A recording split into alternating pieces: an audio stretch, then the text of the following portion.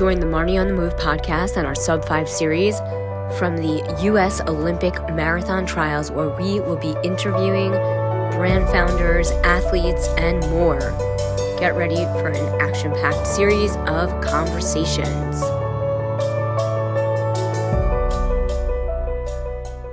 Lou is the Global Director of Community at Tracksmith, and we are here at the Orlando U.S. Olympic Marathon Trials at the Tracksmith Suite.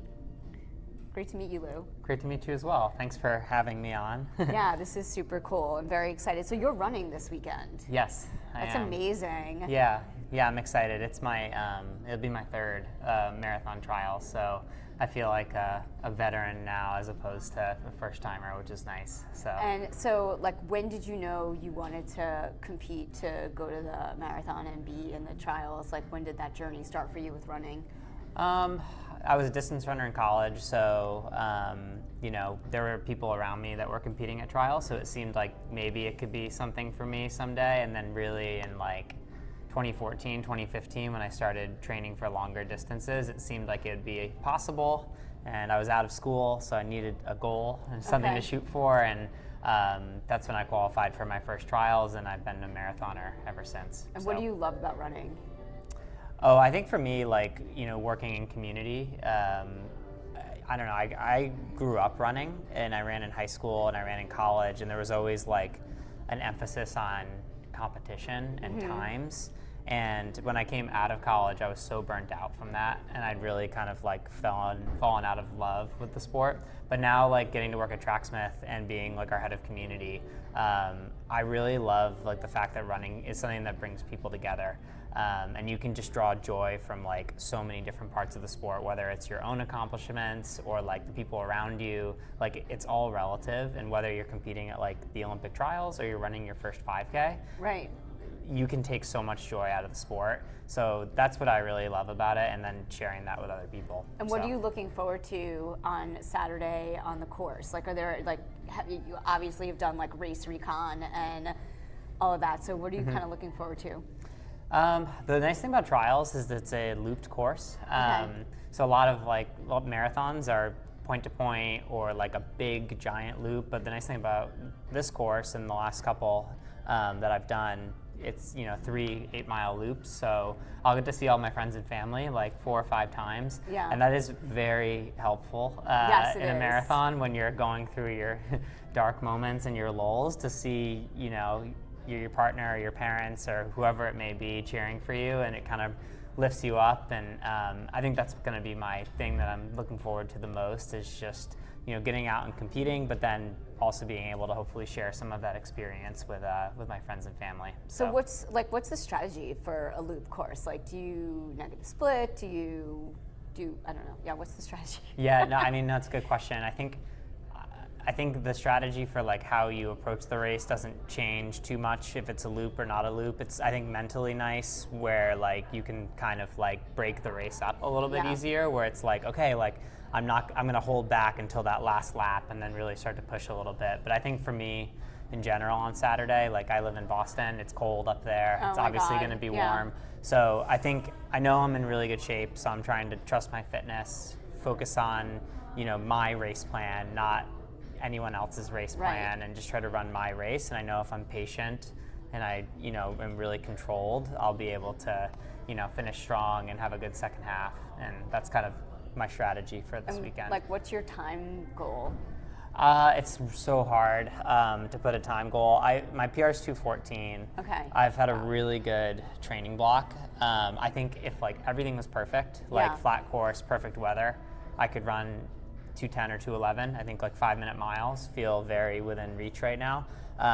Because of the weather, I try not to put too much of a time goal on it, because you never really know how it's going to feel in the moment. But I think somewhere in that like 2:12 to 2:14 range is going to be realistic. If I could come away with a PR and finish, in the top 25, I'd be doing cartwheels. So that's amazing. Well, we'll see. Yeah, I still got to do it. But that's the goal. Do you do other, like, do you do the Boston Marathon and like other marathons typically you're training in? I've done Boston, I've done New York. I'm 32, so I think I'm taking a bit of a step back, from racing, I used to be someone who liked to race all the time. Okay. It's actually something I've changed in my marathon builds, where I would often race 2, 3, 4 times in the build up to a marathon, but now I haven't done any races in the build up to this. I'm really just focused on this one effort, and it's for multiple reasons. I'm getting older, there's more going on in my life, but I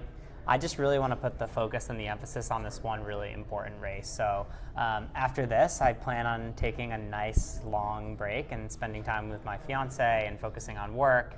And I'll be around for all the major marathons to cheer on other people. And I think my next big goal probably will be to run Boston, but in 2025. So I'm going to take a nice long break and, get some other things, fulfillment out of life, and then come back for that one. So. That's amazing. I mean, I think it's such it's so incredible that you're able to qualify to even compete.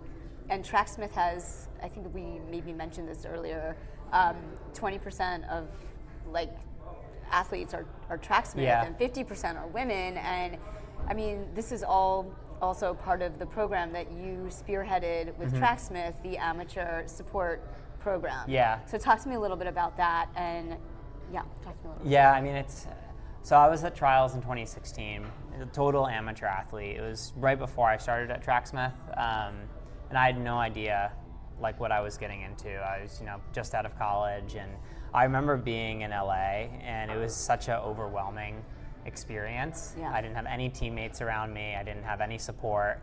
I paid my own way. I paid for my hotel. There was less race support at the time from USATF. And I think the only support I got was from a brand that was basically helping to pay for race entries. It was a $40 comp. Yeah. So in 2019, I was lucky enough to qualify for Atlanta.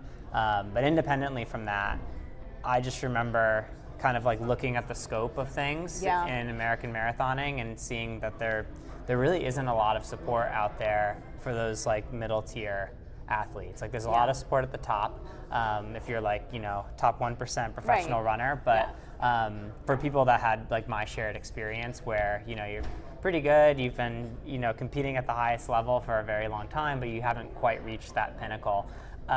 So we put out, it was called the OTQ program at the time, and we had a ton of response for it, and it was just, I remember stepping on the line in 2020 versus 2016 was a totally different experience, feeling like I had basically teammates around me and a brand kind of behind me that was supporting what I was doing. It felt like I wasn't in it alone anymore, and that was huge. So Nick, who I think you've spoke to already, Nick has, since he joined after Atlanta, has really transformed what was then the OTQ program into the amateur support program, where we don't only support marathoners, but all athletes in track and field and marathoning. And I think it's really wonderful, what we've been able to do, but we always say, with these weekends specifically, we have a few community events going on, but it's really about the runners. We want to make sure that their experience here is as seamless and comfortable as we can possibly make it. If we can give them that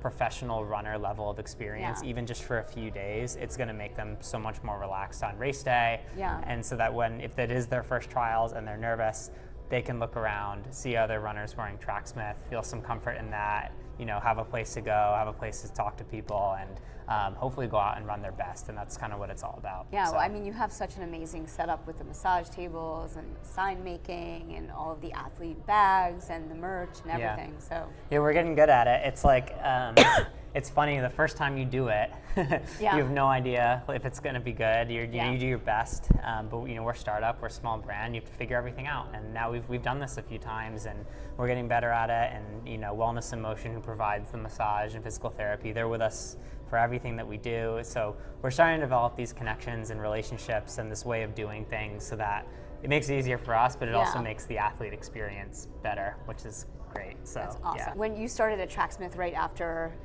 college, a couple of years. What were you doing before?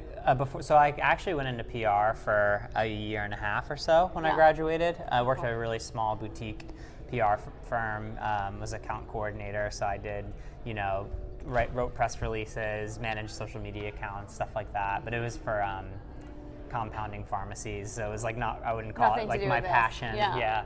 That's cool. Yeah, it was a good it was the typical first job out of college, you know.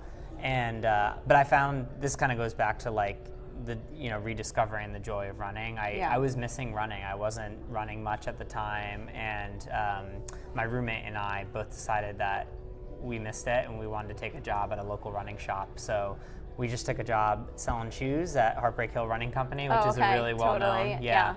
And that turned into a manager position for me about 3 or 4 months later. So I managed the store on Heartbreak Hill for about 3 or 4 years, helped build that community up, and then got the opportunity to come work at Tracksmith. So that's awesome. Well, this has been super great. Thank you so much for being on the podcast. Yeah, thanks for being down here. Have fun, and obviously good luck. Yeah, no, it's all about fun. I think it's not about luck. It's about fun now, because you already did the work. Yes, exactly. The hard work's done. This is just about the experience. So yours are going to be so fast. Like, do you think about nutrition? Like, what do you do? Oh, yeah. Oh, yeah? Yes, 100%. What do you do for nutrition on the race course? Yeah, I mean, I'll scream. As a speed demon. Yep, I'll scream about nutrition to anyone who will listen.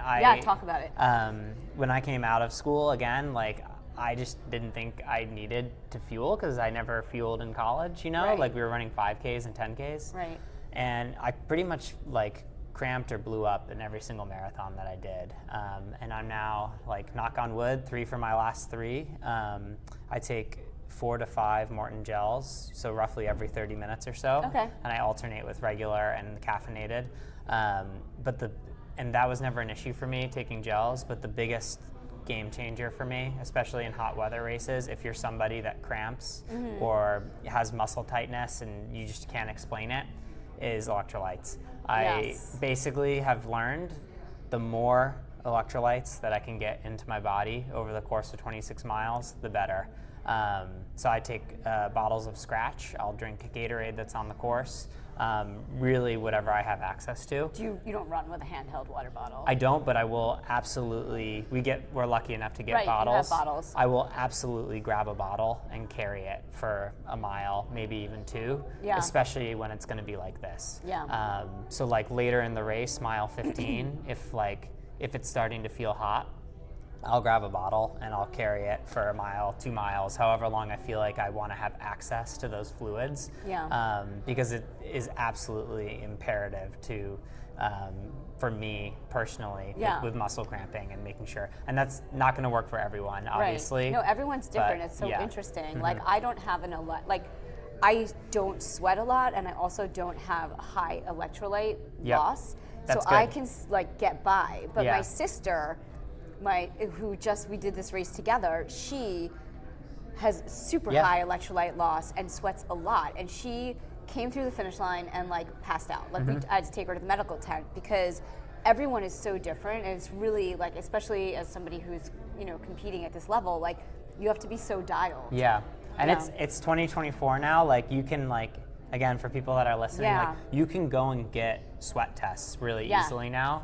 Companies will put a patch on your arm, have you run, and measure the composition of your sweat and how salty it is, and make recommendations for how many electrolytes you need to take in during a race. And I am the least technical, sciencey person, but anytime you're asking your body to go out for 2 hours, 3 hours, 4 hours, 5 hours or more, and you're losing that much, you need to know a plan at least. That's awesome. I think it's great to hear that from someone who's competing at this level to, at the Olympic trials, to, just because I always ask, pros also, and just everyday athletes like me, who I'm hyper dialed because I have the triathlon background. So it's the first thing you learn when you do a triathlon is food. Well, this has been super awesome. Thank you so much, Lewis. Thank you. Or do I call you Lou? Friends call me Lou usually, so you can definitely call me Lou. This has been great, Lou. I'm Thank so you excited so much. to have you on the podcast.